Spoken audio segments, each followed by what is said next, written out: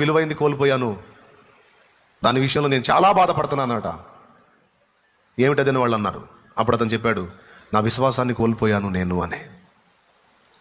అప్పుడు వాళ్ళు ముగ్గురు అన్నారట, అట్లయితే మా అందరికంటే ఎక్కువ నష్టపోయింది నువ్వే అన్నారట. మా అందరికంటే ఎక్కువ నష్టపోయింది నువ్వే. ప్రైజ్ ది లార్డ్, హల్లెలూయా. ఎందుకు చెప్పండి? ఫ్యామిలీని కోల్పోయిన వాడు మనుషుల్ని కోల్పోయాడు, ప్రేయస్ని కోల్పోయిన వాడు మనిషిని కోల్పోయాడు, డబ్బు ఆస్తులు అంతస్తులు కోల్పోయిన వాడు భౌతికమైన వాటిని, నిర్జీవమైన వాటిని కోల్పోయాడు. కానీ విశ్వాసాన్ని కోల్పోయిన వాడు దేవుణ్ణే కోల్పోయాడు. విశ్వాసాన్ని కోల్పోయిన వాడు ఏం కోల్పోయాడు? దేవుణ్ణే కోల్పోయాడు. దేవుణ్ణే కోల్పోయాడు. కాబట్టి వాళ్ళు అన్నారు, ఓహో మేము కోల్పోయిన వాడితో పోల్చుకుంటే నువ్వు చాలా ఎక్కువ కోల్పోయావు.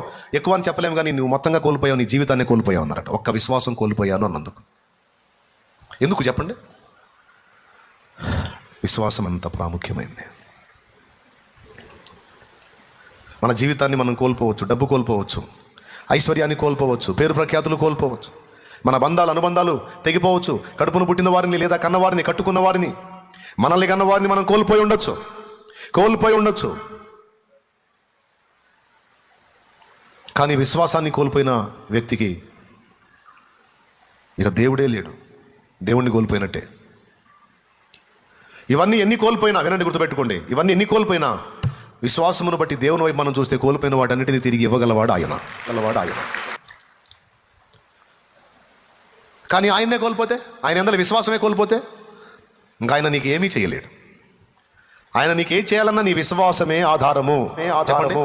చెప్పండి. దేవుడు నీకు ఏది స్వస్థత పరచాలన్నా, నీ సమస్య తీర్చాలన్నా, నీ రోగం తగ్గించాలన్నా, నీ పిల్లల్ని బాగు చేయాలన్నా, నీ కుటుంబాన్ని వర్ధిల్ల చేయాలన్నా, నీ ప్రయత్నాలు సఫలం చేయాలన్నా, నీ ఆకలి తీర్చాలన్నా, నీకంత కబళం పెట్టాలన్నా నీ విశ్వాసమే ఆధారం. నీ ఎడల దేవుని కార్యాలకు నీ విశ్వాసమే ఆధారం. ఆ విశ్వాసాన్ని నువ్వు దేవుని యొద్ద కోల్పోతే మరి దేవుడు అన్నీ కలిగి ఉన్నవాడైనప్పటికీ నీకు ఇవ్వడానికి నీ దగ్గర పాత్ర లేదు. కాబట్టి ఏబు చూడండి, మన కుటుంబ సభ్యుల్లో ఒకరినిద్దరిని మనం లాస్ అవుతాం.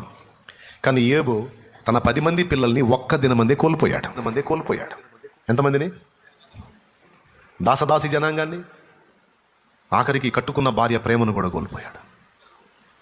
తన దేహంలో ఆరోగ్యాన్ని కోల్పోయాడు. ఒక రకంగా చెప్పాలంటే రోజుల వ్యవధిలోనే సమస్తము కోల్పోయి శూన్యంగా మారిపోయాడు. కానీ ఏబు గొప్పతనం తెలుసా? అన్నీ పోగొట్టుకున్న దేవుని యందలి విశ్వాసాన్ని మాత్రం పోగొట్టుకున్నా. ఏబు భార్య ఏమంది? అన్నీ కోల్పోయినా నీవు వదలకుందువా? అది మాట అక్కడ చూడు. ఏబు గ్రంథము 2వ